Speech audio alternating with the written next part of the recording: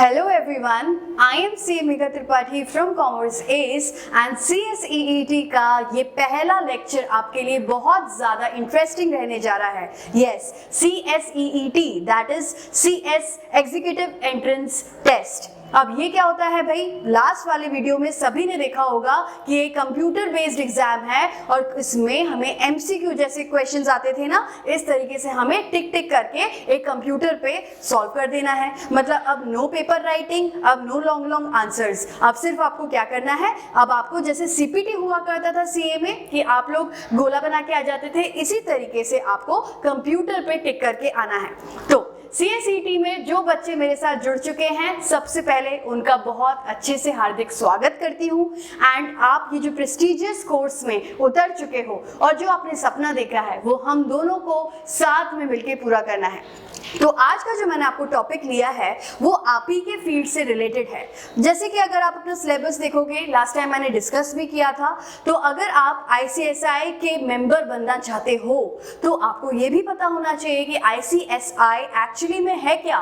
तो आज का जो हमारा टॉपिक है दैट इज कौन है हमारे माई बाप। एग्जैक्टली मतलब अगर आप CS बनना जा रहे हैं तो आपको किसके अंडर में रेगुलेटेड रहना है, किसके अंडर में आपको एग्जाम्स देने हैं, तो वो जो है that is your institute of company secretaries of India.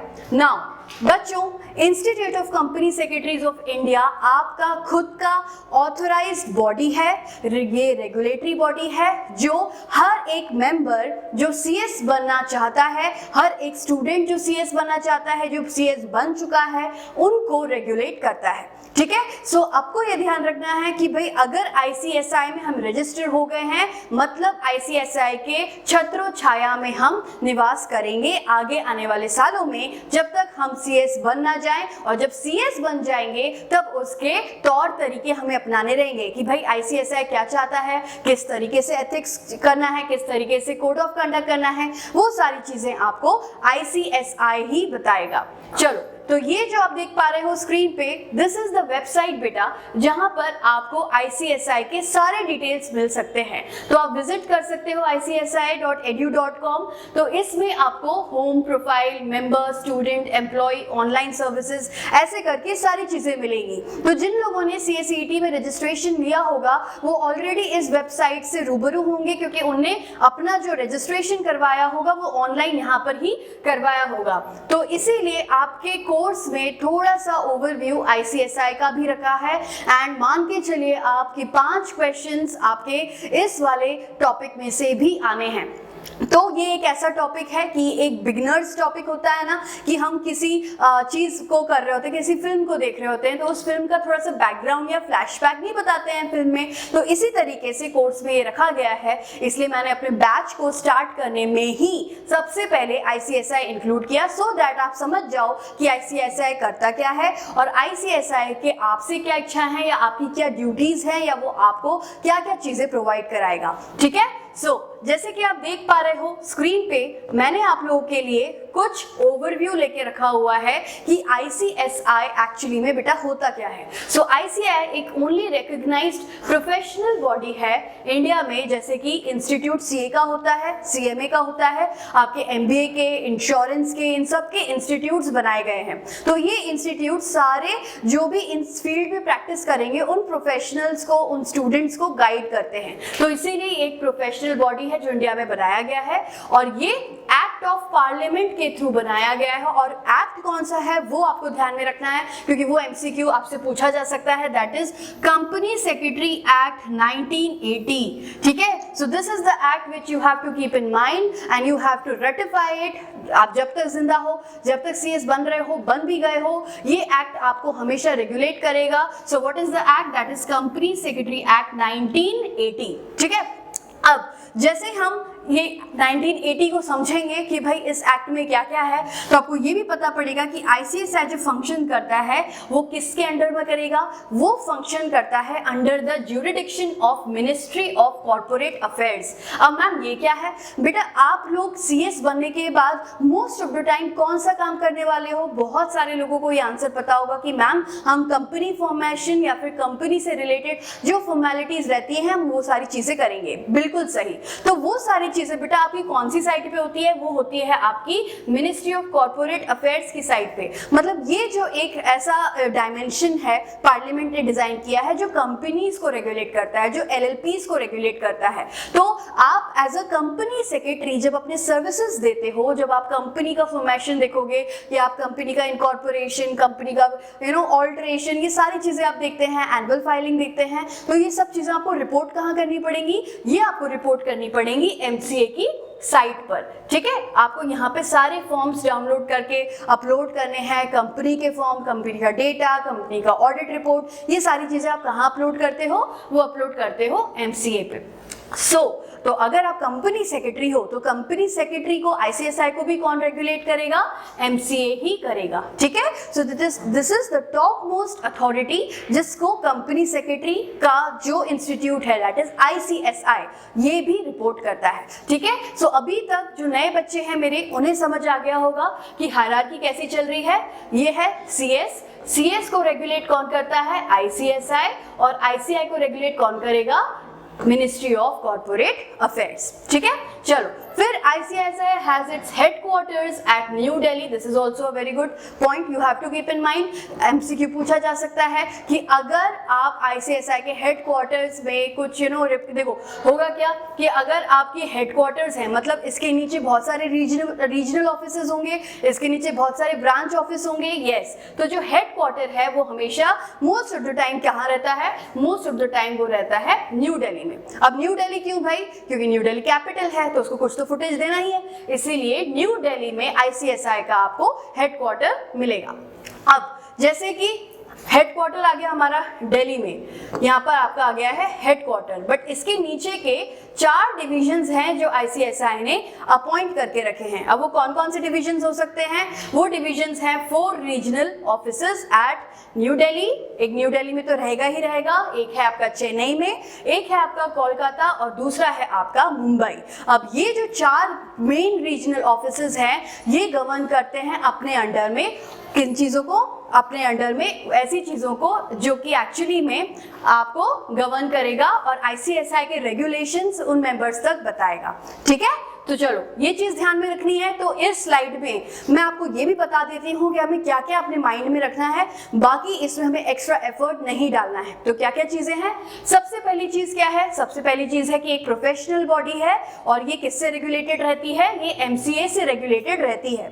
और इसका हेडक्वार्टर कहाँ है? इसका हेडक्वार्टर न्यू दिल्ली में है। इसके 4 रीजनल ऑफिसेज हैं। वो ऑफिसेज कहाँ पर हैं? वो है न्यू दिल्ली में, चेन्नई, कोलकाता एंड मुंबई। ठीक है, चलो, और उसके साथ ही साथ इसके जो ब्रांच ऑफिस हैं उसको बोला जाता है बेटा चैप्टर्स। तो there are 70 chapters across India, मतलब 70 सिटीज में उसके ब्रांच ऑफिसेज हैं। ठीक है, तो सिर्फ 3 चीजें इसमें याद रखना है और आपका ये कोर्स तैयार होता जाएगा मेरे ही साथ साथ। तो सबसे पहला कि आईसीएसआई एक प्रोफेशनल बॉडी है, ये गवर्न करता है किसको? सारे इंस्टीट्यूट के मेंबर्स को या फिर सारे ऑलरेडी जो रजिस्टर्ड स्टूडेंट्स हैं उनको।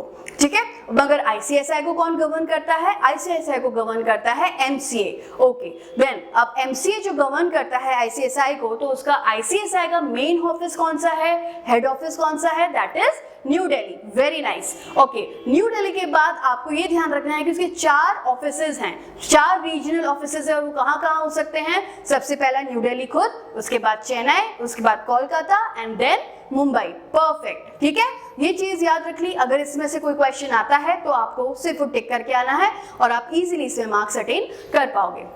चलो अब आगे बढ़ते हैं और समझते हैं कि आईसीएसआई ने जो अपना करिकुलम बनाया है, जो वो एक्सपेक्ट करता है सारे प्रोफेशनल से, तो वो क्या जानना चाहता है, क्या चीजें वो समझाना चाहता है। So that is the core values, जो आपको अगर आप सीएस बनने जा रहे हैं तो आपको इन कोर वैल्यूज का ध्यान रखना है। What are the core values? Core values मतलब जैसे कि आपने स्कूल में पढ़ाई करी है तो आपके सब्जेक्ट में एक हुआ था subject moral science. What is moral science? Moral science आपको बताता था कि हमारे एथिक्स हैं, कि हमारे माइंडसेट होना चाहिए ऐसा, हमारी फिलॉसफी ऐसी होनी चाहिए, इस तरीके से आपको गाइड करता था। इसी तरीके से अगर आप आईसीएसआई के स्टूडेंट बनते हो, रजिस्टर करते हो, आगे जाके मेंबर बनोगे, तो उसमें आपको ये 5 कोर वैल्यूज ध्यान में रखनी है। अब इसमें हमको डिटेल में बह नहीं जाना है कि भाई कोर वैल्यूज है तो लोग रट्टा लगा रहे हैं बैठ के, क्योंकि हमको सब्जेक्टिव क्वेश्चन तो देना नहीं है, हमको क्या देना है, हमको एमसीक्यू पास करना है। तो first of all you have to learn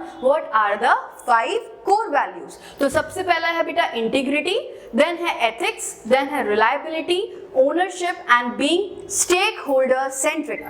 अब देखो, जो भी बंदा है वो अगर एक प्रोफेशनल बंदा है, सामने वाला तुमसे एक ओपिनियन लेने आ रहा है, तुम पर वो ट्रस्ट दिखा रहा है, तो सबसे इंपॉर्टेंट कोर वैल्यू क्या होगी, दैट इज इंटीग्रिटी। मतलब जो है वही है, ठीक है, कुछ मैनिपुलेशन नहीं है। देन एथिक्स, आपको इलीगल ट्रेड को डिसअलाउ करके लीगल ट्रेड को, लीगल बिजनेस को प्रमोट करना है, एथिकल बिजनेस को प्रमोट करना है, so that is ethics. Reliability, आप पर ट्रस्ट कर रहा है वो बंदा, तो वो ट्रस्ट को बरकरार रखना है, so that is reliability. Ownership, आप जो भी काम कर रहे हैं एक कंपनी से रिलेटेड कर रहे हो, वो कंपनी आपके डेटा पे, आपकी डॉक्यूमेंटेशन पे रिलाय कर रही है, तो वो जो आप उसको सर्विसेज दोगे वो किसको अफेक्ट करेगी, स्टेक होल्डर्स को, मतलब ओनर्स को करेगी। तभी मैं आपको बताऊं, आपने ये पढ़ा होगा कहीं ना कहीं, या आपने कंपनीज एक्ट में देखा होगा कि जो कंपनी सेक्रेटरी होता है, कंपनी सेक्रेटरी की मैनेजरियल पर्सन माना गया है, मतलब वो कंपनी का वन ऑफ द इम्पॉर्टेंट बंदा होता है भाई, जो साथ में बैठता है बोर्ड ऑफ डायरेक्टर्स के और गाइड करता है क्या करना है क्या नहीं करना है। इसीलिए सबसे इंपॉर्टेंट चीज क्या है, ओनरशिप, एंड आपको स्टेक होल्डर्स के बारे में, स्टेक होल्डर्स के भले के बारे में वो सोचना है। So you have to be stakeholder centric, ठीक है। सो ये 5 ऐसी वैल्यूज हैं जो आपको याद रखनी है। So revise with me. सबसे पहला हमने पढ़ा था इंटीग्रिटी, देन हमने देखा एथिक्स, देन हमने देखा रिलायबिलिटी, देन हमने देखा ownership, and the last one was being stakeholder centric, ठीक है। चलो, अब core values are the expressions of believes followed by an individual, group और कम्युनिटी इन देयर पर्सनल और प्रोफेशनल बिहेवियर। ये चीज हमको अंदर तक समा लेनी है और इसी प्रैक्टिसेस पे हमको आगे बढ़ना है। जब हम ये कोर्स ऑप्ट करते हैं तो हमें क्या देखना है, हमें ये देखना है कि ये सारे जो कोर वैल्यूज हैं ये हमारे प्रैक्टिस में इनबिल्ट हो जाएं, ठीक है। सो हमें जो हमारा प्रैक्टिस करना है, जो जॉब करना है, ये प्रोफेशन जो अपनाना है, बिकॉज CA, CS, CMA ये बहुत one of the prestigious courses हैं जो हालांकि हर कोई नहीं करता है। यू ऑल्सो अंडरस्टैंड, अगर आप इस कोर्स को ऑप्ट कर चुके हैं तो you know the importance of CS, you know the importance of being a CA। सो आप एक ऐसा रोल प्ले करते हैं जिसके कारण आप थर्ड पार्टी को वो अश्योरेंस देते हो कि सारी चीज़ें, जहाँ उसने पैसा लगाया है, जिस कंपनी से वो टच में है या कंपनी में वो इन्वेस्टर है, वो कंपनी सही काम कर रही है या वो कंपनी सारे rules and regulations timely follow कर रही है। इसीलिए आपका रोल बहुत इंपॉर्टेंट हो जाता है और इसीलिए आपको ये कोर वैल्यूज़ भी इंपॉर्टेंट हो जाती हैं। क्यों? क्योंकि अगर ये कोर वैल्यूज़ पे आपने ध्यान नहीं दिया तो कहीं ना कहीं कौन सफ़र करेगा, कहीं ना कहीं आपकी गलती के कारण हो सकता है वो इन्वेस्टर या वो स्टेक होल्डर या पब्लिक ऑन लार्ज वो सफ़र करे, ठीक है। तो हमारा प्रोफेशन बहुत ही पब्लिक जेनरिक होता है, पब्लिक इंटरेस्ट से रिलेटेड होता है, इसीलिए ये कोर वैल्यूज़ आपके करिकुलम में रखी गई हैं, ठीक है। चलो अब आगे समझते हैं और एक एक लाइन में इन चीज़ों को समझ भी लेते हैं, क्योंकि कभी कभार क्या होगा, अगर आपको क्वेश्चन कैसे आया, अगर आपको क्वेश्चन ऐसे आता है कि भाई ये जो है ये क्या है, बताओ ये कौन सी कोर वैल्यू है, तो आपको पता होना चाहिए what core value is this. और बिल्कुल टेंशन नहीं लेने का कि मैम ये जो नोट्स हैं ये हमें मिलेंगे कि नहीं मैम, या फिर ये नोट्स बहुत अच्छे बने हैं, ये कैसे क्या, ये सारी चीज़ें मैंने आपकी मॉड्यूल से ही कॉपी करी है। आगे जो मैं आपको क्लासेस दिखाऊंगी वो तो मैं सीधे आपको मॉड्यूल उठा के ही पढ़ाने वाली हूँ, बिकॉज हम लोग का ये मानना है, वी आर थिंकिंग कि हम आपको कॉमर्स एस के यहाँ पे इस प्लेटफॉर्म पे आपको मॉड्यूल से ही पढ़ाएंगे। बिकॉज आप जहाँ भी चले जाओ बेटा, कोई भी रिफ्रेशर देख लो, सब जगह कॉपी पेस्टेड है, सब जगह बस वो आपसे एक्स्ट्रा मनी चार्ज करते हैं एंड पढ़ाते वही हैं जो मॉड्यूल में है। सो व्हाई नॉट मॉड्यूल, जब बच्चे को मॉड्यूल ऑलरेडी इंस्टीट्यूट दे रहा है तो हम लोग बेस मॉड्यूल को ही बना के चलेंगे एंड उसी से ये सारी चीज़ें मैंने ली हुई है और आपको समझाई है, ठीक है। सो ये मत सोचना कि यार नोट्स इजीली मिल जाएं या फिर कहीं और से हम किसी रिफ्रेशर को कर लेते हैं। अपने मॉड्यूल से स्टिक रहो ताकि उसी मॉड्यूल तुमको पार लगाएगा और वही तुम्हें मार्क्स दिलाएगा, ठीक है। चलो, सो पहला कोर वैल्यू जो हमने देखा था वो क्या था? पहला कोर वैल्यू हमने देखा था इंटीग्रिटी।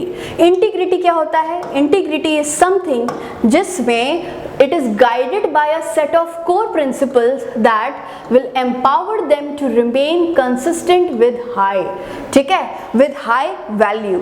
मतलब आपने जो बोल दिया है वो सही है। किसी होती है ना एक यार उसकी बात यार वो बोल देता है ना, he is man of his words, इस तरीके से अपन किसी को इज्जत देते हैं, वही इंटीग्रिटी कहलाता है। मतलब आपने बोल दिया है ना, मतलब सही होगा और उसने कर दिया है, तो इतना अश्योरेंस तो हम दे सकते हैं कि यार अगर CS ने बताया है तो सही बताया होगा, ठीक है। देन आता है आपका ethics. Now what are ethics? To promote ethical practices and hold the profession in high esteem.